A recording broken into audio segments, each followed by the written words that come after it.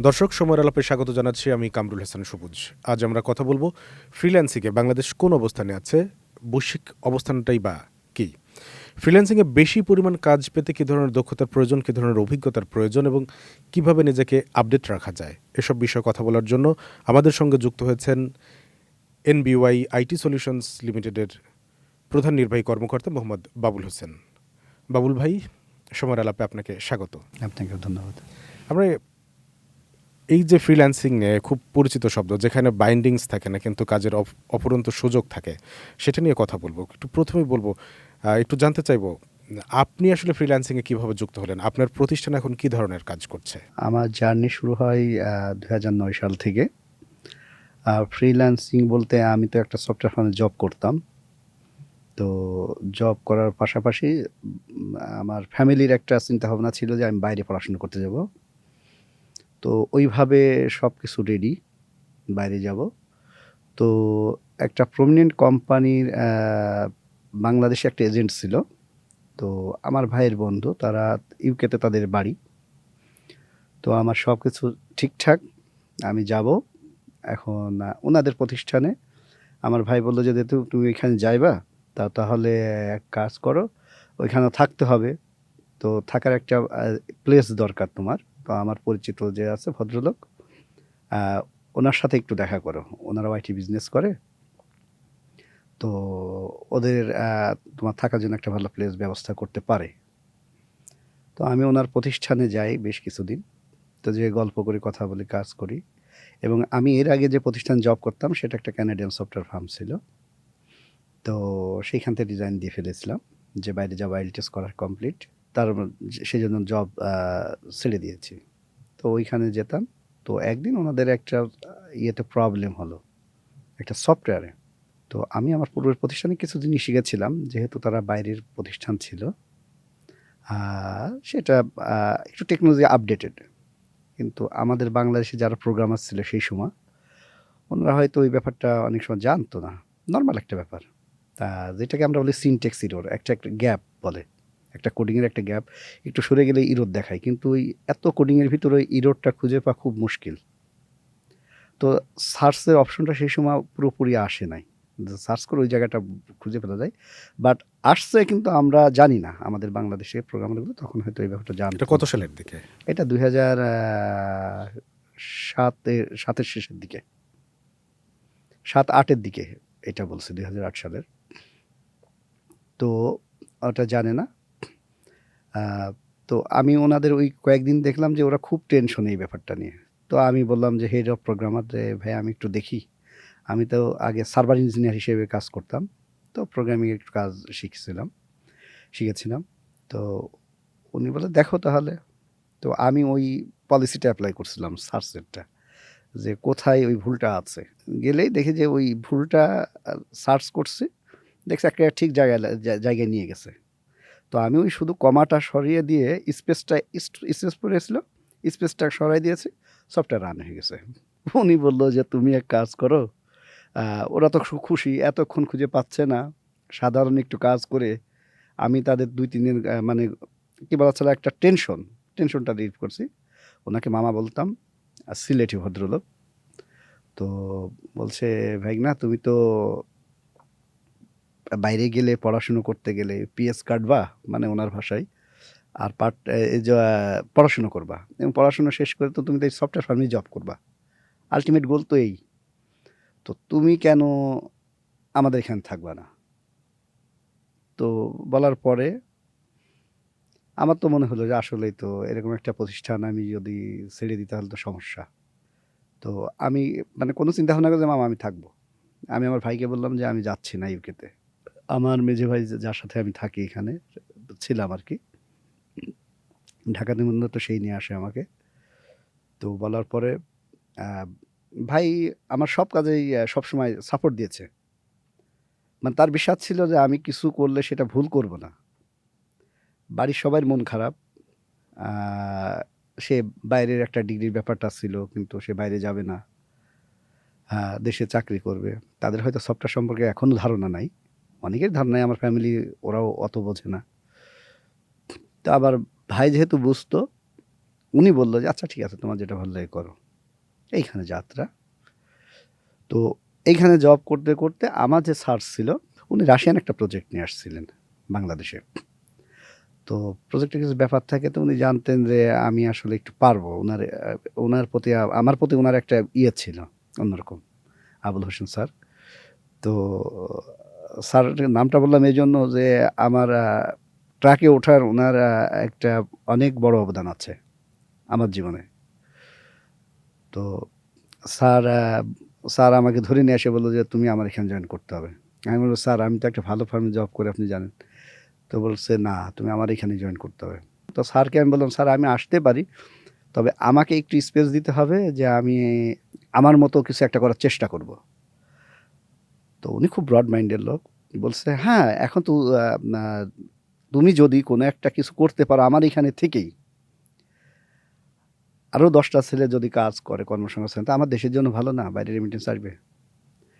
উনি এমনিতেই মানে কি ফাইন্যান্সিয়াল সাউন্ড, ওনার অত অর্থের খুব একটা ইয়ে নেই, কিন্তু উনি এগুলো খুব ভালোবাসেন যে দেশের ভালো কিছু একটা হোক। তো উনি আমার এই উৎসাহ দিলেন, আমি ওনার প্রশ্নে কাজ করতাম, পাশাপাশি আমি একটা ক্লায়েন্ট ধরলাম অনলাইন সার্চ করে। প্রথম যাত্রা আমার। কত সালের দিকে? এটা 2009 সালের দিকের ঘটনা। এবং এইটা ক্লায়েন্ট ছিল মিস্টার ক্লিপিং নামে একটা ক্লায়েন্ট, এখন যেটা ব্রাইট রিবার নাম। এবং বাংলাদেশে ওরা কাজ করে আলরাজি টাওয়ারে। কিন্তু আমি ওদের কাজটা দিয়ে শুরু করি প্রথম, কিন্তু প্রাইসিংটা কম হওয়ার কারণে আমি আসলে ওদেরকে বাদ দিয়ে দিই। কিন্তু তার আগে ওরা বাংলাদেশে অনেকের কাছে কাজ করতেন, আমি যে ফার্মে জব করতাম সেখানেও কাজ করাতেন ওরা। জানতাম ওদের প্রাইসটা কেমন, বাট সম্ভবত প্রাইসটা কম বলে আমার ওই ফার্মটা মনে হয় ওই ছেড়ে দিয়েছিল। তো এইখান থেকে আমার যাত্রা শুরু হলো। এরপরে আমি হান্টিং করতে থাকলাম আরও ক্লায়েন্ট ওইটার পাশাপাশি। তো পাশাপাশি ক্লায়েন্ট হান্টিংয়ের পরে একটা বড় ক্লায়েন্ট পেলাম, গাড়ির ডিজাইনের কাজ। কোন কোম্পানি? এটা আসলে নামটা বলার মতো না। ওপেন করা উচিত না, কারণ ঠিক আছে, এটা একটা ইয়ে আছে, প্রাইভেসির ব্যাপার আছে। প্রাইভেসির ব্যাপার আছে। এটা গাড়ির স্পেসিফিক কোনো কোম্পানি না, গাড়ি এসএসসি, গাড়ি যার তৈরি করে সেই স্টেশনে একটা পার্ট জার্মান থেকে আসে। আহ, এটা ওরা বলল যে ওই সময়, মানে প্রথম অর্ডারটার কথাই বলি, 2009 সালে 60,000 ইউরোর কাজ। 60,000 ইউরো মানে আপনি বুঝতে পারছেন যে ওই সময়, মানে আমি ইমাজিন করতে পারিনি যে 60,000 ইউরোর একটা কাজ আমি পাচ্ছি। ওদের সাথে কথা বলার পরে ডিজাইনের কাজ। ওদের ডিজাইনিং সফটওয়্যার দুইটা। আমরা যে গাড়ির ডিজাইনটা করব এবং ওর একটা প্রেজেন্টেশন টুলস একটা সফটওয়্যার থাকে যেটাতে গাড়ি প্রেজেন্ট করে দেখা যায় যে গাড়ির কোথাও কোনো ঝামেলা আছে কিনা। হ্যাঁ, ওইটা আর কি। এই দুটার কাজ থাকে ওইখানে। তো গাড়ির ডিজাইনের কথা বলার পরে ওদের সাথে আমরা ইয়ে করলাম, ইমেল করার পরে, কথাটা বলার পরে ফিজিক্যালি আমি একজনকে পাঠিয়ে দিলাম ওইখানে জার্মানি। আমি একজন ইয়ে খুঁজছিলাম যে আমার ওদের সাথে যে যোগাযোগ করতে পারে এবং ওরা বিশ্বাস করতে পারে যেন, কেন অত টাকার কাজ ওরা ওই সময় দিবে। $60,000 মানে 2009 সালে হিউজ একটা অ্যামাউন্ট। আপনার প্রতিষ্ঠান তো তখন খুব নতুন, আপনার পরিচিতি। হ্যাঁ, তখন আমার পরিচিতি নতুন একটা প্রতিষ্ঠান। আমার কিন্তু ওয়েবসাইট মাত্র এক পেজের একটা ওয়েবসাইট, এনবিআইআইটি, একটা পেজের একটা ওয়েবসাইট, এনবিআইটি সলিউশনস। তো প্রতিষ্ঠান নতুন। তো আমি ইমেলিং করে ওদের সাথে কথা বললাম, আমি বললাম যে আমার একজন রিপ্রেজেন্টেটিভ তোমার অফিসে যাবে ভিজিট করতে, তারপর তুমি আমার সাথে এগ্রিমেন্ট সাইন করো। তো আমি ওদের অফিসে একজন আমার রিপ্রেজেন্টেটিভ পাঠাই, ওরা এগ্রিমেন্ট সাইন করে এবং আমাকে 20,000 ইউরো ট্রান্সফার করে, অ্যাডভান্স ট্রান্সফার করে।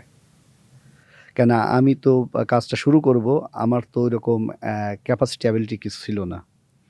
তো ওই সময় কম্পিউটার, ওইরকম একটা কম্পিউটার, ওইরকম এমপ্লয়ি এগুলো খুঁজে বের করে, আমার রিসোর্স ছিল যে হ্যাঁ এরা এই কাজ পারে, এরা এই কাজ পারে, এদের দিয়ে এই কাজ করানো যেতে পারে, ওদের দিয়ে শুরু করলাম কাজটা। শুরু করে একটু ডান করলাম। মাঝখানে যখন দেখলাম যে আমি একা আর পারছি না, কারণ আমার অন্য কাজ ছিল আরও, তো আমি মনে করলাম যে আমার একটা পার্টনার দরকার। আমি একটা পার্টনার নিয়েছিলাম মাঝখানে, নাম বলে চিনবেন, মানে তারা ট্রেনিংয়ে খুব ভালো।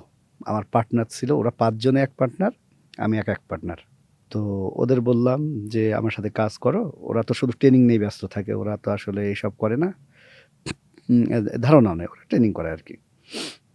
তো আমি বললাম যে, "এইগুলি আমি ম্যানেজ করব।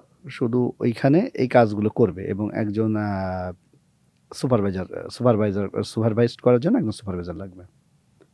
তো বলার পরে ওরা বলল যে, ঠিক আছে।" এবং এটা লিখিত কোনো চুক্তি হয়নি। কেন আমার কাছে বরাবর হয়। এরপরে তো ওই কাজটা তো ওই কোম্পানির সাথে কাজ তো কন্টিনিউ করলেন, এখনো করছেন? হ্যাঁ, ওদের সাথে এখনো আমার কন্টিনিউ। মাঝখানে মানে একটা ধাক্কা, মানে বিজনেস করতে গেলে আসলেই সবসময় আপে যাবে তা না, ডাউনেও আসবে। আমি ডাউনের গল্পটাই আপনাকে এখন শোনাচ্ছি যেটা। একটু আগে তো আমি স্মুথলি বললাম যে ভালোভাবে এগোলাম। কিন্তু মাঝে যে পড়ে যাওয়াটা, আ মানে প্রত্যেকটা পেশায় একটা চ্যালেঞ্জ থাকে। আমারও এই চ্যালেঞ্জটা পার হয়ে আসতে হয়েছে। হ্যাঁ, তো এখন ওদের সাথে কাজ করার সময় ওরা কি করল? আমাকে বাদ দিয়ে আমার কম্পিউটার ডাটা চুরি করে ফেলে। ইমেইল-টিমেইল আমার অন্য আরো ক্লায়েন্ট যারা ছিল, তাদের সাথে ওরা কমিউনিকেট করে এবং আমার এই কাজের জন্য তাদেরকে অনেকগুলো টাকা দেওয়া ছিল। ওই সময় ৫ টা হাই এন্ডের কম্পিউটার এবং ওই সময় জানেন যে ইলেকট্রিসিটি ফল করতো ঘন, ঘন। তো আমি ওদের ২ টা জেনারেটর দিয়েছিলাম। ৳৫,০০,০০০ দিয়েছিলাম নগদ কাজ করার জন্য। কিন্তু আপনার আমার কাছে আছে পার্টনারদের? পার্টনারকে। যে ওরা বলল যে, "এই লাগবে, ওই লাগবে, ওই লাগবে" দিলাম। ওরা ওইটারে মিসইউজ করলো।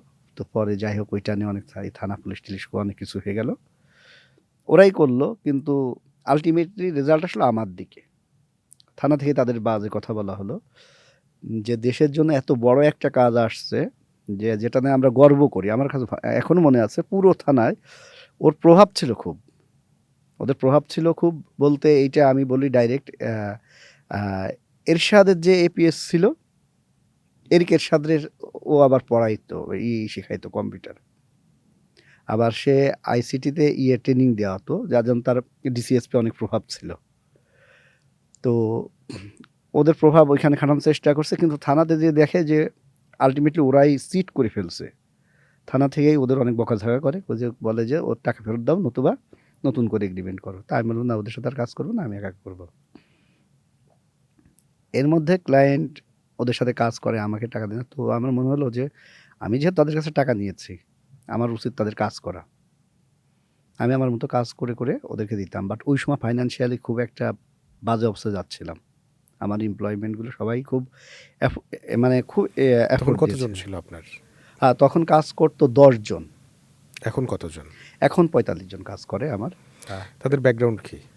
ওদের কেউ সিএসসিতে ছিল, কেউ গ্র্যাজুয়েশন কমপ্লিট করছে, ফিজিক্সে কেউ পড়াশোনা করছে। মূলত আ এই টেকনিক্যাল লাইনগুলোতে সাধারণত আপনার সায়েন্স ব্যাকগ্রাউন্ড ছাড়া কাজ করা খুব ডিফিকাল্ট। একটু বুঝতে ঝামেলা হয়।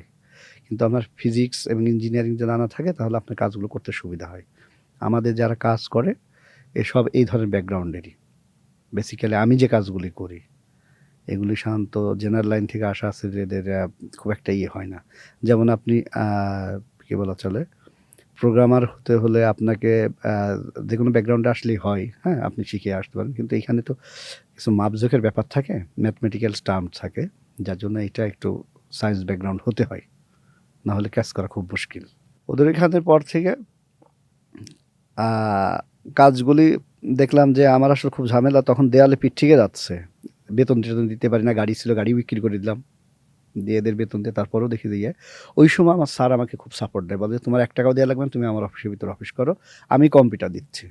আমার স্যার আমাকে ৫ টা কম্পিউটার দিয়েছিলেন ওই সময়। উনার অফিসের ভিতরেই। আমি উনাকে পে করিনি। উনি নেননি।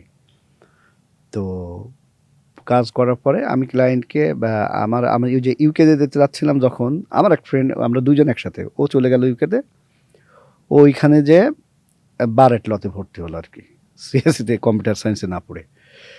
তো ওরে বললাম যে, "আমার এই একটা ঝামেলা গেছে। তো তুমি চিন্তা করো না। ইউরোপিয়ান ল খুব হার্ড।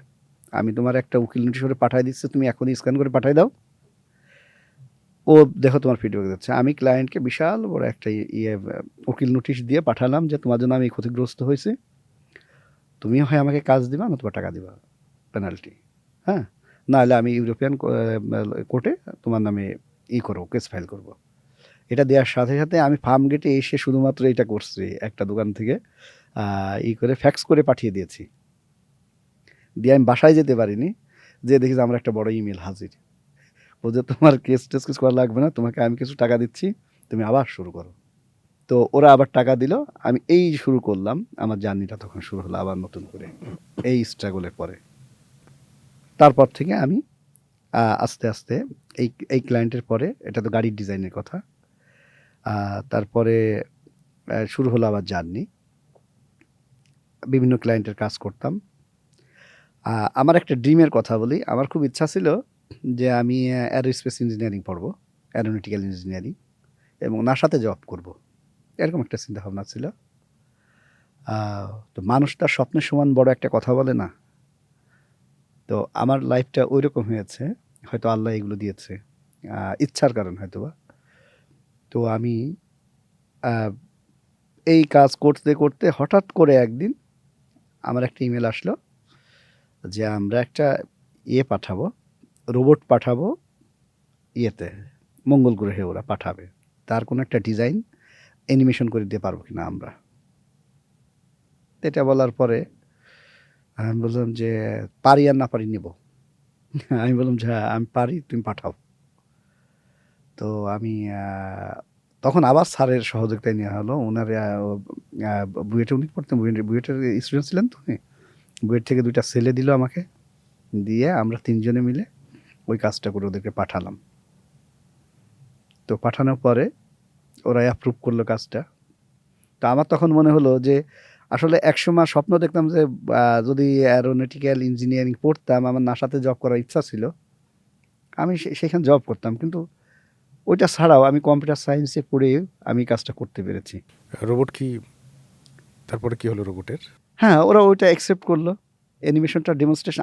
আমাদের কাজটা তো মূলত একটা কাজ, আপনি চেয়ারটা বসে আছেন, আপনার সফট কপিটা আমরা বানাই দিব, আপনি দেখে বিউটিফিকেশন যত সুন্দর মনে হয় আপনি এটা ফিজিক্যাল কনস্ট্রাক্ট করবেন, আমাদের কাছে ফিজিক্যাল কনস্ট্রাক্ট না, ওরা ওইটা দেখে ওদের মতো বানাইছে হয়তো।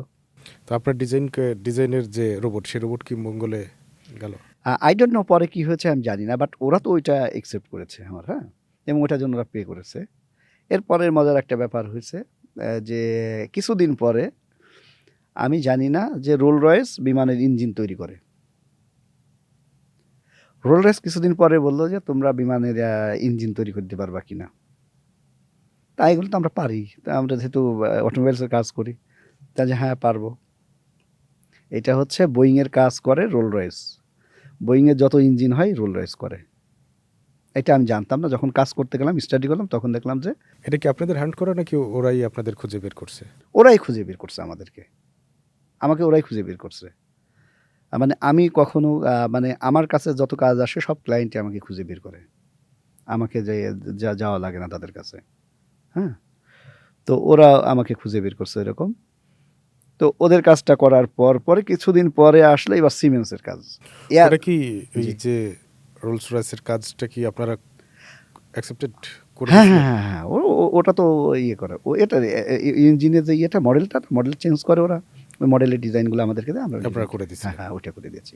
এটা এটা ইউজ হয়। পরবর্তীতে জানেন কোন বিমান বা কিভাবে কি হ্যাঁ, হলো? ওই যে 747 ইউজ হচ্ছে এটা।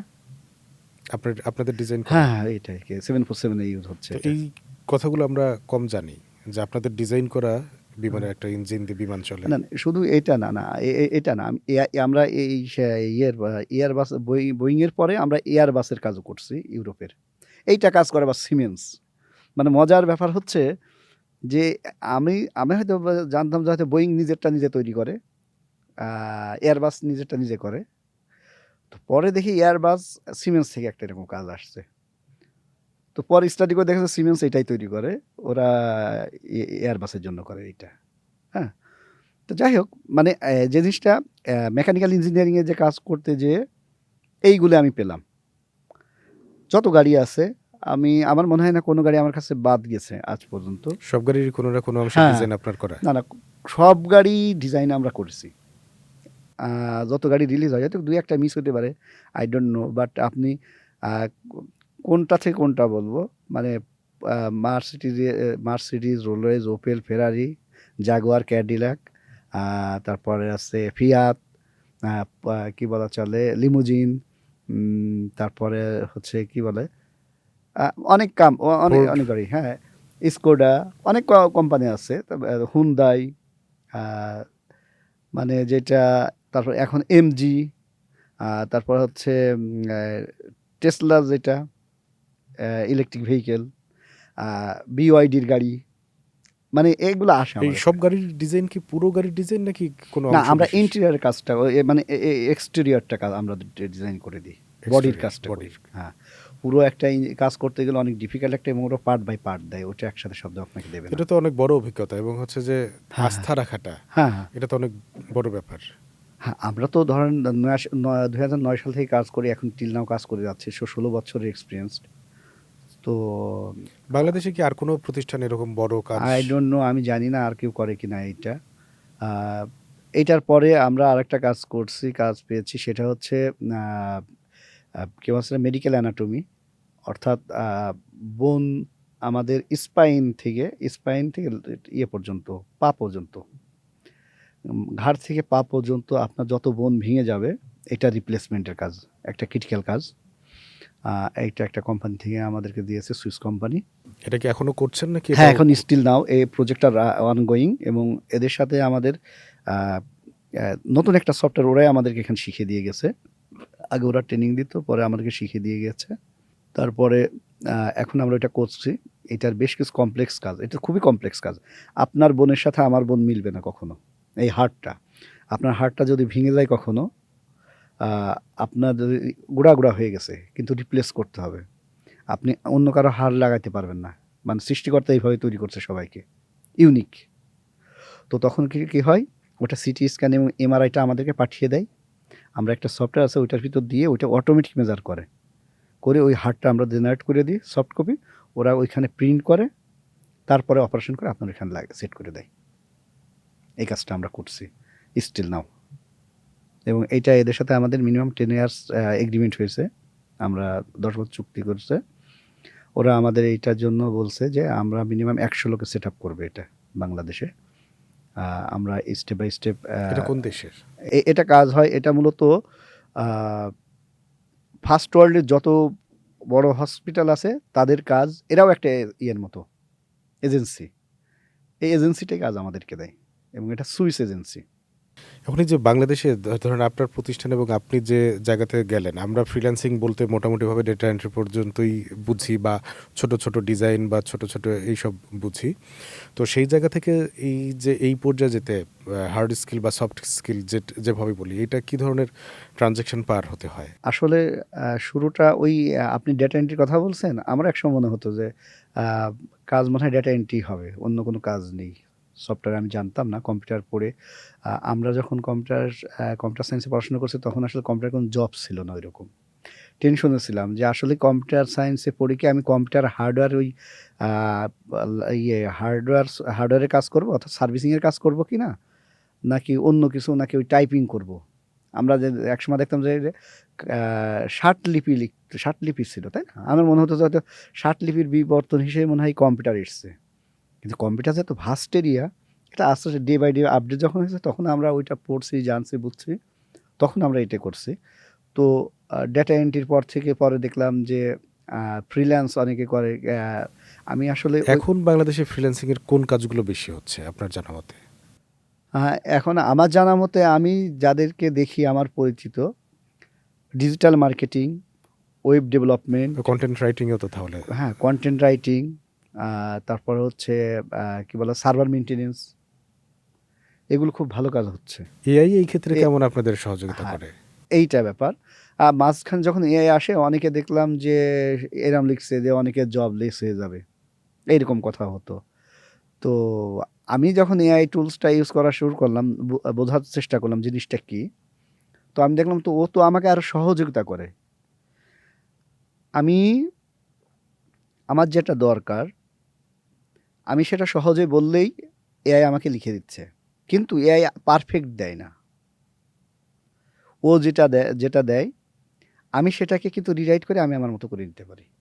তার মানে আপনার, যেটা আপনি বসে একা একা কোডিং করতেন, কিংবা একা একা আপনাকে ম্যাথমেটিক্যাল টার্মসগুলো মিলাতে হয়, কিংবা একা এক একটা ডিজাইন করতে হয়, সেইটা ও আপনাকে এগিয়ে দিচ্ছে। আপনার শুধু সামান্য একটু টাস্ক লাগবে। অর্থাৎ আপনি যদি স্কিলড হন, এআই আপনার জন্য আশীর্বাদ। বিশাল বড় আশীর্বাদ। অর্থাৎ আপনার 90 ভাগ কাজ সে করে দিল। 10 ভাগ আপনাকে করতে হলো। এখন আরেকটা ছিল যে ফ্রিল্যান্সিং এর ক্ষেত্রে আমরা প্রথম দিকে বেশ কয়েক বছর আগে পর্যন্ত যেটা খুব আলোচনায় ছিল যে আপনারা হয়তো কাজ হান্ট করেন, কাজ করেন, কিন্তু পেমেন্ট নিয়ে একটু ঝামেলা হয়। এই পেমেন্ট গেটওয়ের এখন কি অবস্থা ও আছে? আচ্ছা, এটা একটা গল্প বলি। আ যারা ফ্রিল্যান্স করতো, আমি আসলে ওইভাবে ফ্রিল্যান্স তো করিনি। ফ্রিল্যান্সিং যারা করতো, আমার অফিসে এমপ্লয়িজ যারা ছিল, তো আমাকে বলল একদিন যে এরকম, আমি তো ওডেস্কে কাজ করলাম। ও বলছে ওডেস্কে কাজ করতো, তো যে আমার টাকা ওঠানো খুব মুশকিল ছিল। সে মফস্বল শহরে থাকতো, তাকে টাকা উঠাইতে ঢাকায় আসতে হতো ব্যাংকে। ব্যাংকের এটিএম বুথ, সব এটিএম বুথ দিত না তখন কিন্তু, যেগুলি ওই তখন ছিল পেওনিয়ার। পেপালটা তো আসলে তখন ইউজও করতো না কেউ। পেওনিয়ার ছিল, সেই পেওনিয়ারের কার্ড যখন করতো এবং প্রচুর চার্জ কাটতো। এই একটা ব্যারিয়ার ছিল। এখন কি সব ব্যারিয়ার আছে? এখন না, ব্যারিয়ার এখনও আছে, ওই ব্যারিয়ার এখনও আছে। এখন অনেকে ব্যাংকে নিয়ে আসে, কিন্তু নিয়ে আসলে তারপরেও সে ডলারের রেটটা কম পায়। একটা প্রবলেম আছে। পেপালটা আমাদের বাংলাদেশে কেন দিল না আমি জানি না, কিন্তু পেপালটা দেওয়া দরকার ছিল। আপনাকে একটা কথা মনে রাখতে হবে, আপনাকে ইনকাম করতে গেলে খরচ করতে হবে। ইনকাম করতে গেলে খরচ করতে হবে। কিছু লোক দুষ্টু, তাই বলে সবাই তো আর দুষ্টু না। দুষ্টু বলতে আমি এটা বোঝাচ্ছি যে আমি একবার শুনেছিলাম, কোথায়, এটা হয়তো স্পেসিফিক বলতে পারবো না, এরকম কথা শুনেছিলাম পেপাল নিয়ে, যে বাংলাদেশের টাকা সব পাচার হয়ে যাবে। ও ছাড়াই তো টাকা পাচার হয়ে গেছে, আমরা নিউজ পাচ্ছি না? এছাড়াই টাকা পাচার হয়ে গেছে। কিন্তু পেপালটা থাকলে কি সুবিধা হতো, এই যারা ফ্রিল্যান্সাররা যারা আছে, আপনি কাজ করতে গেলে আমাদের অনেক টুলস কেনা লাগে। আমার দেশের ডলারটা কিন্তু বাইরে যায় না তখন। ওই যে ওই আর্নিং থেকেই আমি কিন্তু ওই ওই ওই টাকাটা দিয়ে আমি ইয়াটা কিনতে পারি। আমি অনেকগুলো টুলস কেনা লাগে, আমার রেগুলার সফটওয়্যার কেনা লাগে। তো আমার এখন কেনা লাগে ব্যাংকের কার্ড দিয়ে। তার মানে আমার টাকাটাই কিন্তু চলে যাচ্ছে দেশের বাইরে। অর্থাৎ আমি বাইরে থেকে যে টাকাটা নিয়ে আসছি, দেখেন ঝামেলাটা কোথায়? আমি বাইরে থেকে যে ডলারটা নিয়ে আসছি, সেই ডলারটা আমার ব্যাংক কিনে নেয়। ব্যাংক কিনে নিয়ে ওইটা আবার ব্যাংক বিক্রি করে। অর্থাৎ আমার কাছ থেকে আবার ডবল লাভ করছে। কেন? সে তো কিনে আবার একবার বিক্রি করে, কেনার সময় লাভ করছে, একবার বিক্রি করার সময় লাভ সে করছে লাভ এভাবে। করছে। কিন্তু আমার পেপালটা থাকলে আমার কি হতো, আমি পেপালটা দিয়ে কিনে ফেলতাম। অর্থাৎ আমার ওই কেনা-বেচার ভিতর যাওয়া লাগতো না, এবং আমার যখন টাকা দরকার আমি ব্যাংকে মার্জ করে দিলে ব্যাংক থেকে আমার টাকাটা অটোমেটিক উইথড্র হয়ে যেত। সেটা দরকার, পেপালটা দরকার বা এরকম ধরনের হ্যাঁ, গেটওয়ে একটা এই দরকার। পেপালটা দরকার আছে আমার মনে হচ্ছে। এখন যদি বাবুল ভাই কেউ যদি ফ্রিল্যান্সিং নিয়ে ভাবে, কেউ যদি করে, এখন তো খুব দ্রুত পরিবর্তন হচ্ছে, সব কিছুর সাথে অ্যাডজাস্ট করা, কাস্টমারের ডিমান্ড খুব পরিবর্তনশীল, সবসময় যেটা বলা হয় ফার্স্ট সব কিছুতে। এখন যদি কেউ ফ্রিল্যান্সিং নিয়ে ভাবে বা কাজ করতে চায়, তাহলে তার কোন বিষয়টার উপর বেশি ফোকাস করা উচিত? মানে তার যোগ্যতা, দক্ষতার জায়গা থেকে কোন বিষয়টা? ফ্রিল্যান্সিং করতে গেলে আপনাকে প্রথম থিঙ্কিং করতে হবে যে আমি কোনটাতে কাজ করব, এবং সেইটা সম্পর্কে আপনার সাউন্ড নলেজ গ্যাদার করতে হবে। ভাষা নলেজ হলে হবে না, এবং কমিউনিকেশন স্কিল। এখন ব্যাপারটা হচ্ছে যে আপনি এখন মাল্টি ল্যাঙ্গুয়েজ যদি আপনি জানেন, আপনার জন্য বেশি সুবিধা। জাপান, কোরিয়ার মার্কেট আমরা কিন্তু ধরতে পারিনি এখনো ভালো করে। ফ্রিল্যান্সিংয়ে প্রচুর কাজ আছে, ইউ ক্যানট ইমাজিন। কেন ওরা আসলে ইংরেজিতে খুব একটা কথা বলে না। আমি নিজেই ভুক্তভোগী। আমি গেমের কাজ করতে যে খুব একটা মানে পীড়ার ভিতর ছিলাম। পরে কাজ করতেই পারিনি ওদের সাথে। ওরা বলল, "তোমার কোনো ট্রান্সলেটর আছে যে কাজ করে?" আমি বলছি, "না, আমি তো খুঁজে পেলাম না।" আমি ওই দৈনিক বাংলাতে অনেক ট্রান্সলেটর থাকে না? বলে, "ভাই, আমরা বই থেকে অনুবাদ করতে গেলে ডাইরেক্ট কথা বলতে গেলে অনেক সময় ঝামেলা হয়ে যাবে, মিসকমিউনিকেশন হয়ে যাবে। তো তখন তো আপনি প্রবলেমে পড়বেন।" তো আমি দেখলাম আসলে তো ঝামেলা। ইন্টারপ্রেটারটা পাওয়া ডিফিকাল্ট। তো ওরা আসলে ইংরেজিতে অত ইয়ে না, তবে ওদের কাজগুলি খুব ভালো এবং smart job, lots of works পাওয়া যায়। এই একটা জিনিস। আমরা মিডল ইস্ট থেকে আমরা কিন্তু প্রচুর কাজ পেতে পারি। এইটা কোন হিসাবে দেখবেন জানি না। অ্যাজ এ মুসলিম হিসাবে ওরা কিন্তু আমাদেরকে যথেষ্ট ইয়ে করার চেষ্টা করে। আমি লিঙ্কডইন থেকে ৩টা ক্লায়েন্টের সাথে আমার কমিউনিকেশন হয়েছিল। ওরা বলল, "ডু ইউ নো অ্যারাবিক?" আমি বললাম, "সরি।" ও সরি বললাম তো ও সরি। হ্যাঁ, মানে সে বলল, "I am not familiar to speak in English." সেও বলে দিল। আপনি বুঝে দেখেন, এইটা একটা কাজ। এটা আপনি শুধুমাত্র ভাষার জন্য সুবিধা করতে পারলেন না, হ্যাঁ, জাপান এবং এক্স্যাক্টলি। সৌদি আরবে। ভাষার জন্য আমি জাপান, কোরিয়া এবং মিডল ইস্ট।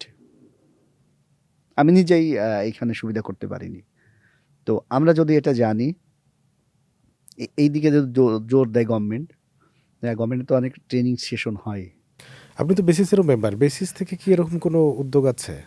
হ্যাঁ, বেসিস থেকে আসলে ওই একটা ট্রেনিং? ট্রেনিং দেয়, ইন্সপায়ার করার জন্য অ্যাওয়ার্ড দেয়, আবার এই স্কিল ডেভেলপ করার জন্য কথা বলে। তারা তো ওইটা ভাষা শেখায় না। সরকারের পক্ষ থেকে এরকম কোনো উদ্যোগ?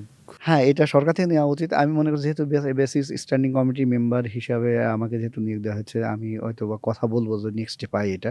যেহেতু একটা ব্যারিয়ার। আমার কথা যদি আমি এটা করতে পারি, আমার দেশে যদি বাড়তি রেমিটেন্স আসে, আমার দেশের জন্য ভালো না এটা? আবার বিদেশে গিয়ে প্রবাসী হয়ে কাজ করাও যেভাবে রেমিটেন্স আসবে, বৈদেশিক মুদ্রা আসবে, আমি তো ঘরে থেকেই সেটা। ওর চাইতে স্মার্ট হবে। আপনি বাইরের দেশে গেলে আমি ডিউ টু রেসপেক্ট আমাদের সব রেমিটেন্স যোদ্ধা যারা বাইরে থেকে যায়, বাইরে থেকে কাজ করে নিয়ে আসে। আমি মনে করি যে ওইটার চাইতে এটি স্মার্ট এবং আপনার রেসপেক্ট থাকবে। আপনি ওইখানে যে লেবার দিবেন, ওইটা তো ওরা একটু আমাদের দেশেই আমরা দেখি লেবারকে লেবার হিসেবে ট্রিট করি। ওরাও নিশ্চয়ই ওইভাবে ট্রিট করে। এখন আপনাদের পর্যবেক্ষণ, সেটা বেসিস থেকে কিংবা আপনার নিজের প্রতিষ্ঠান থেকে কাজ করার অভিজ্ঞতা আর কি, জি। সেই পর্যবেক্ষণে কি মানুষ কি এখন ফ্রিল্যান্সিংয়ের দিকে কি আগের মতোই অনেক বেশি ঝুঁকছে, নাকি এখন বেছে বেছে কাজ করছে? বা একটা সময় যে ঝোঁক ছিল, খুব ফ্রিল্যান্সিং খুব পপুলার একটা ওয়ার্ড ছিল, হুম। এখন সেই জায়গাটা কিভাবে আছে? না, এখনো যারা বেসিক্যালি এখন যারা প্রাইভেট ইউনিভার্সিটিগুলোতে পড়ে, আমি দেখেছি এদের ভিতরে ফ্রিল্যান্সিং এর ঝোঁকটা বেশি। কারণটা তো হচ্ছে সাকসেস? সাকসেস রেটটাও ভালো, খারাপ না একদমই। কেন এরা জানে যে আমি সেলফ ডিপেন্ডেন্ট হব, আমি ডলার ইনকাম করব। আমি কোথাও একটা জবের পাশাপাশি যদি আমি একটা কাজ করতে পারি, একটা স্কিল তৈরি হয় এবং আমি ভালো একটা আর্নিং করতে পারি, তাহলে আমি সেই সুযোগটা ছাড়বো কেন? কেননা এইখানে কাজের রিল্যাক্সেশন আছে। যার জন্য তো ফ্রিল্যান্সিং, ইচ্ছা হ্যাঁ, মতো কাজ করব, দক্ষতা ইচ্ছা যোগ্যতা মতো। মিলায় হ্যাঁ, বেশি পরিমাণে আর্ন করব। আপনার ট্রেনিং থাকলে ওয়েপন যখন যেকোনো জায়গা থেকে আপনি চালাতে পারবেন, তাই না? তো আপনি ফ্রিল্যান্সার হলে সুবিধাটা হচ্ছে এরকম, আপনি ঘরে বসে যদি 2 লাখ টাকা, 3 লাখ টাকা, 5 লাখ টাকা ইনকাম করতে পারেন, আপনি কেন অফিসে যাবেন? যেতে চাইবেন? দরকার নেই তো। এই প্রবণতাটা কি এখন বাড়ছে হ্যাঁ, এটা ওয়ার্ল্ড ওয়াইড? ওয়ার্ল্ড ওয়াইড সব জায়গায় এটা বাড়ছে এখন। বিশেষ করে করোনার পরে তো আরেকটু বোধহয়, করোনার পরে তো এটা আরো বেশি বাড়ছে। করোনার পরে কারণ এটা করোনার সময় তো আমাদের এভাবেই করতে হচ্ছে। হ্যাঁ, হ্যাঁ, হ্যাঁ, হ্যাঁ। করোনার পরে এটা বেশি বাড়ছে এবং কর্পোরেট যারা বড় কোম্পানিগুলি, তারাও চাচ্ছে তাদের কস্ট মিনিমাইজ করতে। আচ্ছা বাবুল ভাই, একদম শেষের দিকে একটু জানবো, সেটা হচ্ছে আপনি বেসিসে আছেন। আমরা এখন যে আমাদের যে ধরেন এক্সপোর্টের কথা বলি, আমরা প্রোডাক্ট বা গুডসের কথা বলি, সেখানে আমরা সার্ভিস যখন এক্সপোর্টের দিকে যাই, তখন আপনাদের কম্পিউটার বা আইটি সংক্রান্ত যে এক্সপোর্ট, সেটা খুব একটা বড় কিছু দেখায় না। এই ব্যারিয়ারটা কিভাবে দূর এই করা যায়? ব্যারিয়ারটার ব্যাপারটা হচ্ছে যে আমাদের দেশে এখনো ওইভাবে ইন্ডাস্ট্রিটা ভালোভাবে গ্রো করে নাই। আমাদের কিন্তু যখন ইন্ডাস্ট্রি মানে শিল্প হিসেবে আস্থা পাচ্ছে না মানুষজন, ব্যক্তি হিসেবে তো আপনাদের উপর আস্থা পাচ্ছে। হ্যাঁ, তা পাচ্ছে এবং আমরা যারা এই ইন্ডাস্ট্রিতে আছে সবাই কিন্তু হার্ট অ্যান্ড সোল ট্রাই করছি যে আমরা এটারে বড় একটা ইন্ডাস্ট্রি হিসেবে তৈরি করব। যেমন আমরা গত মিটিংয়ে একটা কথা হয়েছিল যে আমরা যেটা করব সেটা বেস্ট কিছু একটা করব এবং প্রত্যেকেই মানে আইডিয়াটাই সবকিছু। আপনি ভালো একটা আইডিয়া যদি ইমপ্লিমেন্ট করতে পারেন, সেটা যদি মানুষের জন্য কাজে লাগে, তো সেটা এমনি ফোকাসে চলে আসবে। আমরা যদি 10টা 20টা এরকম আইডিয়ার বা দেশে থেকে তৈরি হয়, তো আমাদের দেশ বড় হতেও সময় লাগবে না। একদম শেষের দিকে শুধুমাত্র আমরা প্রথম দিকে দেখতাম যে ফ্রিল্যান্সিং যখন কাজ করে তখন কেউ কাজ নিয়ে আসে, অর্থাৎ ডিরেক্ট কাজ কম পাওয়া যায়, ভায়া হয়ে আসে বেশিরভাগ ক্ষেত্রে। সেই প্রবণতার জায়গাটা কি এখন কিভাবে আছে? সরাসরি কাজ আপনারা যেমন হান্ট করছেন, আপনাদের যেমন সার্চ করছে, যারা নতুন আসছে তারাও কি সরাসরিভাবে করছে, নাকি এখনও ভায়া হয়েই কাজ করার পোর্শনটা বেশি? না, না, ভায়া হয়ে ব্যাপারটা না। এটা এখন হচ্ছে যে অনলাইন যে মার্কেট প্লেসগুলি আছে, ওইখানে সবাই রেজিস্ট্রেশন করে ওইখান থেকে কাজ নেয়। সো ভায়া বলতে ওই একটা ভায়া আছে। আ এটা এটা তো আপনারা তো কন্ট্যাক্ট করতে হবে, এবং সেই ক্ষেত্রে তো বেনিফিটটা, আর্থিক বেনিফিটটা তো খুব বেশি শেয়ার করতে হয় না বোধহয়, ডিরেক্ট কাজের মতো। না, ডিরেক্ট কাজে তো কোনো বেনিফিট শেয়ার নেই। ওইখানে কিন্তু বেনিফিট শেয়ার আছে। আপনাকে 20% 10% এরকম দিতে হবে কাজ পেলে।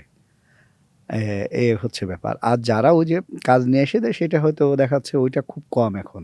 এখন আসলে ওইদিকে খুব কম যায়। এখন হয় ফিক্সড এমপ্লয়ি হয়, নতুবা সে কি করে যে ওই ফ্রিল্যান্সিং করে। আপনাদের সামনে আর কি ধরনের কাজ অফার আছে যেগুলো আপনারা শুরু করবেন একদম আপনার প্রতিষ্ঠানে? আমার চিন্তা ভাবনা আছে যে আমরা সলিড ফিজিক্স নিয়ে আমি যেহেতু কাজ করি, আ আমি এইটাকে আরো বড় করতে চাই। আর আরেকটা ব্যাপার আছে যে আমি সফটওয়্যার নিয়ে কিছু চিন্তা ভাবনা আছে। গতানুগতিক কোনো সফটওয়্যার নিয়ে কাজ করব না। যেটা হচ্ছে আমার প্রবলেম যেটা, অলরেডি কিছু আইডিয়া আছে আমার। আমি কিছু আইডিয়া ইমপ্লিমেন্টও করেছি। যেমন ট্যুরিজমের উপর একটা করেছি। গভর্নমেন্টের কয়েকটা কাজ, একটা তৈরি করেছি, সেটা হচ্ছে যে বিবাহ নিয়ে, বিয়ের একটা ব্যাপার ছিল। যে আমরা আসলে এখন তো ধরেন বিয়ে করতে গেলে একটা কাবিননামার সিস্টেম থাকে এরকম, যে কাগজে লিখতে হয়। এইটা আমরা অটোমেশন করব এইভাবে যে ছেলে এবং মেয়ের এনআইডিটা আ অ অ দিয়ে সার্চ দিলে বেরিয়ে যাবে ছেলে-মেয়ের টোটাল অ্যাড্রেস, ওইটা অটোমেটিক তৈরি হয়ে যাবে এবং এই ডাটাবেসটা সে বিবাহিত কিনা সেটা ওইখানে চলে আসবে। হ্যাঁ? এইটা হলে কি হবে, বহুবিবাহটা বন্ধ হবে। সরকারের প্রতি প্রতারণা বছরের বন্ধ হবে। বা বিয়ে সংক্রান্ত প্রতারণা শুধু বন্ধ হবে। এটা না, অনেক কিছু লাভ হবে এখানে। দেখেন একটা জিনিস, অনেক কিছু জড়িত এর সাথে। ফাইন্যান্সিয়াল অনেক ব্যাপার আছে এখানে। গভর্নমেন্টের রাজস্বের একটা ব্যাপার থাকবে। বহুবিবাহ বন্ধ হবে, বাল্যবিবাহ বন্ধ হবে। তারপরে হচ্ছে কি বলা চলে? আপনি যেখান থেকে অনেকের ম্যারেজ সার্টিফিকেট লাগে। আমি কয়েকজন দেখেছি যারা বাইরে থাকে তাদের এগুলো লাগে। এটা যখন তখন সে তুলতে পারবে। যেখান থেকে সেখান থেকে। তো সরকারের একটা হিসাবও থাকবে যে প্রতি বছর কতগুলো বিয়ে হলো, অ্যাকচুয়াল হিসাবটা। রাহুল ভাই, আমরা একদম শেষ প্রান্তে আসছি। আমরা একদম এক কথায় একটু জানতে চাই, যদিও এটা খুব বলা কঠিন। একজন মিড স্কিলড মানুষ বা কোনো ছেলে মেয়ে ফ্রিল্যান্সিং করতে চাইলে তার মান্থলি ইনকাম মিড স্কেলে কেমন আসতে পারে? এটা ডিপেন্ড করে আসলে সে কোন ক্যাটাগরিতে কাজ করছে। মিড স্কেল যদি সে সার্ভার মেইনটেইন করে, সে মাসে ২-৩ লাখ টাকা ইনকাম করতেই পারে চোখ বুজে। যদি সে গ্রাফিক্সে কাজ করে, মাসে ৩০-৪০ হাজার টাকা, ৫০ হাজার টাকা এরকম হতে পারে। যদি সে অ্যানিমেশনে কাজ করতে পারে, ১-২ লাখ টাকা হইতে পারে। প্রোগ্রামিং কাজ করলে ওটাও ১-২ লাখ টাকা হতে পারে এরকম। মানে খুব এভারেজ স্বাভাবিক। ১ লাখ টাকা আমি ধরবো সবকিছু মিলায়ে। ফ্রিল্যান্সিং তার মানে তো সে ফ্রিল্যান্সিং তার যে নিত্যনৈমিত্তিক কাজ আছে তার কাজের ফাঁকে ফাঁকে এটা এটা করতে করতে পারে। পারবে। হ্যাঁ, মিড লেভেলে। তো বাবুল ভাই, আমাদের এই সময়ের আলাপে এসে হ্যাঁ, আমাদের সময় দেওয়ার জন্য, আমাদের এই ফ্রিল্যান্সিং সেক্টর সম্পর্কে কিছুটা নতুনভাবে ধারণা দেওয়ার জন্য আপনাকে ধন্যবাদ। আপনাকে ধন্যবাদ। সময়ের সাথে, সময়ের আলাপের সাথে থাকতে পেরে আমার খুব ভালো লাগলো। দর্শক, আমরা কথা বলছিলাম ফ্রিল্যান্সিংয়ের কী অবস্থা আছে এবং সেখানে আসলে কাজ করার যে সুযোগগুলো আছে, এবং আমরা এতদিন পর্যন্ত শুধুমাত্র জানতাম যে ব্যারিয়ারগুলোর ভেতরে আছে কাজ খুঁজে পাওয়া খুব টাফ, কিন্তু আসলে কাজও যোগ্য মানুষে খুঁজে পায়, সেটাও আমরা নতুনভাবে জানলাম। এবং সেখানে যে শুধুমাত্র হার্ড স্কিল সফট স্কিল যেখানেই বলি, সেখানে যে ল্যাঙ্গুয়েজের একটি বড় একটা ব্যাপার আছে, অর্থাৎ ভাষার কারণে কাজ খুঁজে পাওয়াটা হচ্ছে খুব সহজ হয়, সেই বিষয়গুলো জানলাম। এবং এআই যে আসলে কাজটা কতটা সহজ করে দেয়, এবং এআই সম্পর্কে ব্যবহার জানাটাও আসলে এখন খুব জরুরি যদি নতুন নতুন কাজ পাওয়ার সুযোগ পেতে চাই আমরা যারা ফ্রিল্যান্সিং করি। তো আজ এ পর্যন্তই। সঙ্গে থাকুন সময়ের, ভালো থাকুন, সুস্থ থাকুন।